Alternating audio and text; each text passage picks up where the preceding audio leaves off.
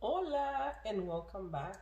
So I thought it was only fair to show you guys how I do these daffodils. I think this is a great way of actually not only showing you guys, but I feel that you guys might want to know the colors and everything. And I happen to have, this is right here, this is a palette, and this is almost like not almost, but it's actually a recyclable, like you can reuse it, and once you are done with it you can actually dispose it. Now some people don't like to use it. You can use a stat wet palette, you can use all kinds of stuff, but for watercolors sometimes I do use the recycling or the these type of palettes, which are plastic, and you can just rip the paper off and then off you go. So I think this is like the best because I'm able to keep my washes on my regular palettes, which I also use. I use different things. The colors, yeah. So these are actually the colors that I'm going to be using for this specific project here. What I have here is an envelope. This is a watercolor envelope. It's a very light envelope, and what you can do is that you can do all kinds of stuff. You can use it for invitations, you can use it for a gift, you know, I guess it's endless, okay?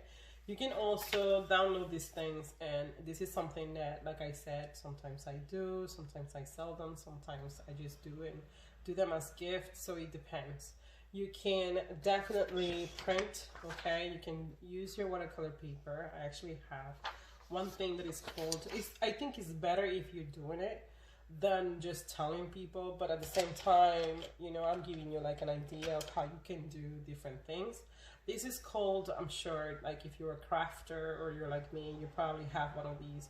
This is my trusty old bone folder. This is actually from Martha Stewart. I think she has the best bone folders out there.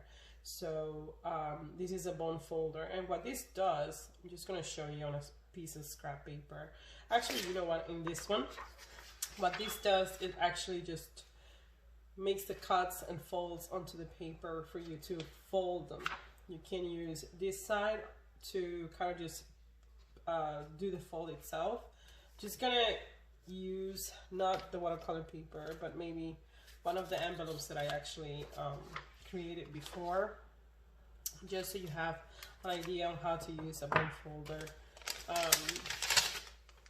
And you can't write, this is the envelope, right? And I want this a little straighter, so I come here, right? I'm gonna use my bone folder, just make sure that this is straight. I'm gonna use my bone folder and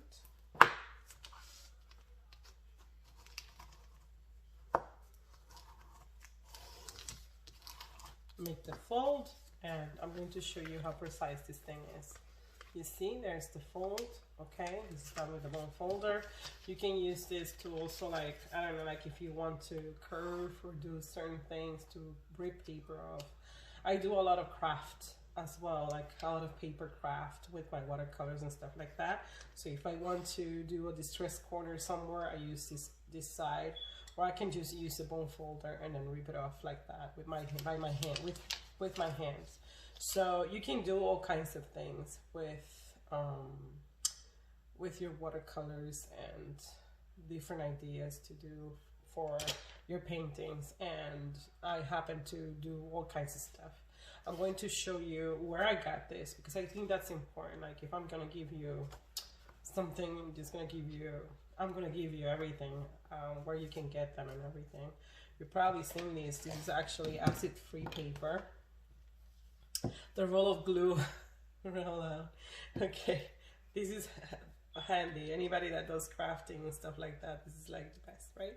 I use like a lot of paper, so you know I always have to have my Elmer's glue somewhere. This is where I got it from, okay? And this is from the company called Stratchmore.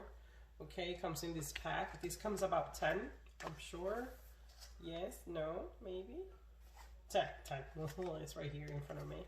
So this is 10 envelopes and 10 cards. Okay, so right now we're actually painting the actual envelope. But like I said, you can actually do this with your own watercolor paper. You don't need to buy a pre-cut one, right? And I'm going to show you, this is the envelope that you can hand paint the whole thing, okay? And here, sorry, is the card, okay? Stretch, oh, thank God. Stretch mark paper, 140, okay? So the card can go this way, can go that way, all right? And it's envelope. Oops, sorry. Okay, see? So what we're gonna do today is we're going to actually paint the envelope. All right, and like I said, you can do this for gifts, or you can sell them, or you can give it to your friends, whatever you want.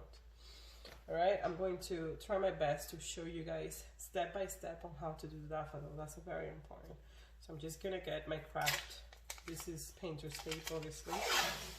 Just gonna tape it to about 1/4 inch. I'll tape it here, okay? Depending on what you want. So I'm just taping 1/4 inch from the corner. Just gonna move my jar to the side.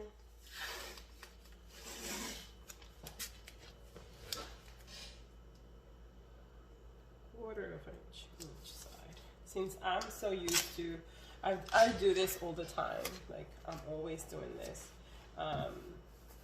It's very easy to do. You can tape the whole thing. I'm just gonna leave part of the top, and also because I have the paints basically laid in here, and I'm going to share with you the names of the color. Okay, so we have yellow ochre.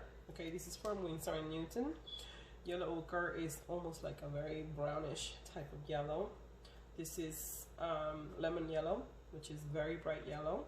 Okay, we have green, which is permanent green for Winsor.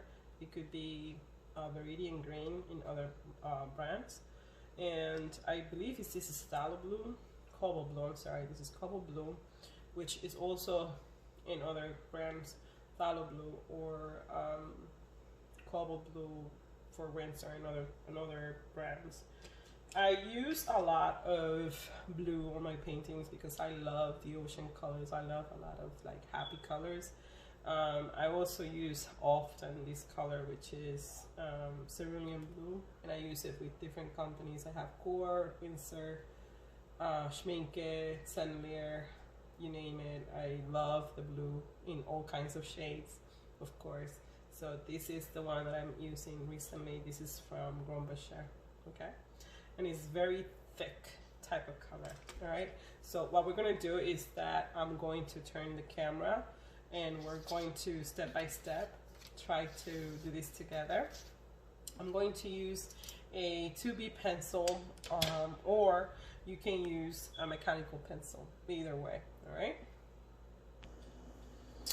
All right, so what we're gonna do is I'm going to try my best to show you step by step on how to do this. I want to focus in the camera. I want to make sure that you have a good view of how I'm doing this. And we're gonna do a simple sketch.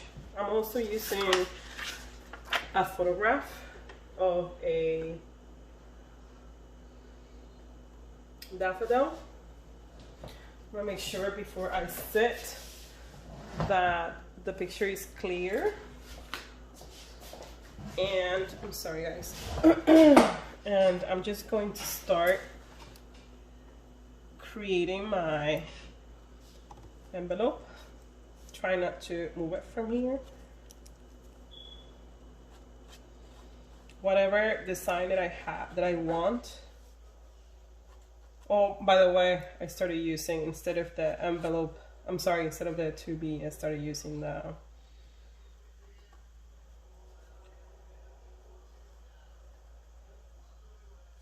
mechanical pencil because I think this is easier. And my drawing is not like specific, like very light. Okay, I'm not pressing down, I'm just very lightly creating lines.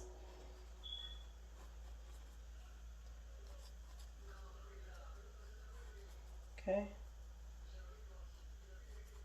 right. And then I'm going to do the next one.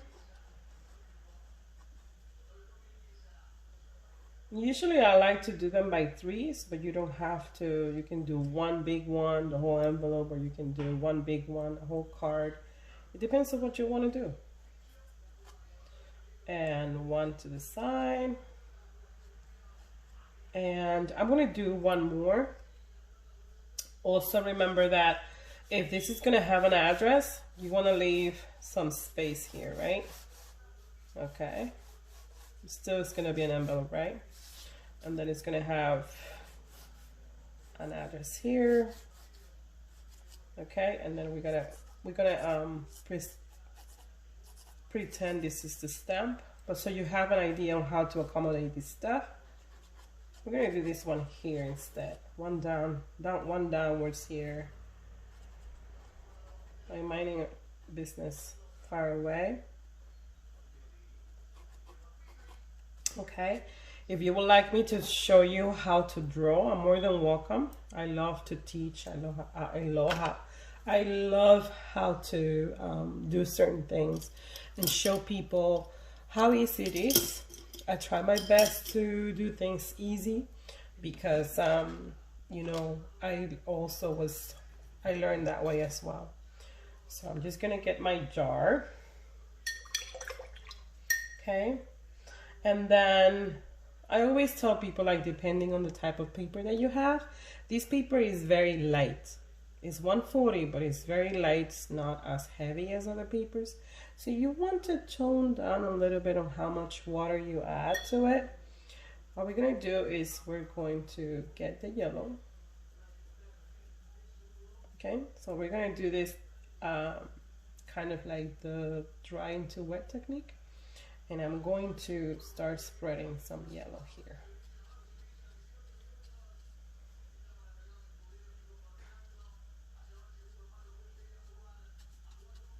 Okay, I do apologize for the noise, but I am actually home with family, and we're gonna create here. Okay, very, very simple. You really don't have to, like, a lot of people get like all hysterical. Oh, I want to do. Listen, most of us, we do things very simple. We don't stress about anything. I don't stress about anything.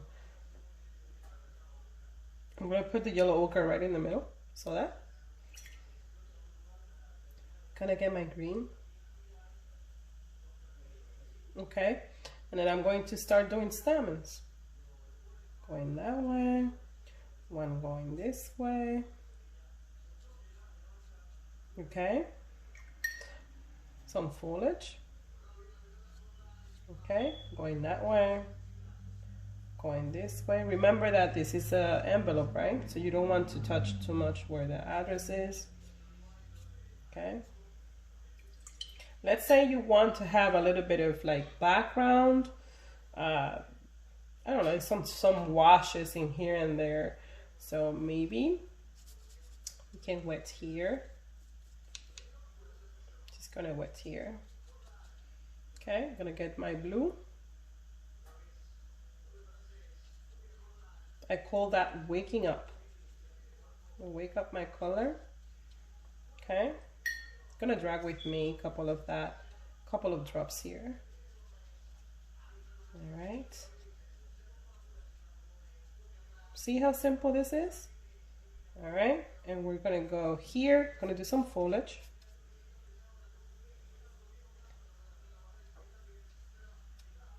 See? And I'm gonna use my blue. Gonna use my blue here, kind of like the shadow of it. Okay, shadow here, because everything should have its shadow, right? Shadow here, different places. All right, Gonna get my yellow ochre, and I'm gonna do some shadow on the plant itself, on the flower. Okay, then I can mix and match these two. These two can mix and match.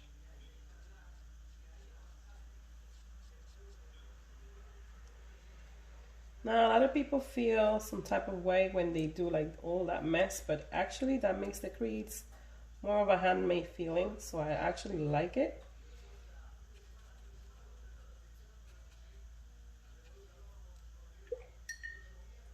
I'm going to grab my glue. We're going to drag it, okay? We're going to actually paint the entire envelope.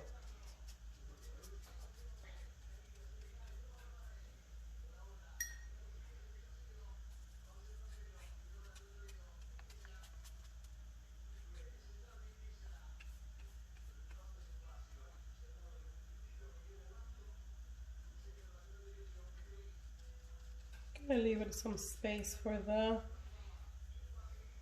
and you can add more color, but I thought, you know, something more simple for people that are starting off, right? I'm going to change my brush. This is a number 10, so tiny. I'm going to change it maybe to something even tinier. This is Color Rigger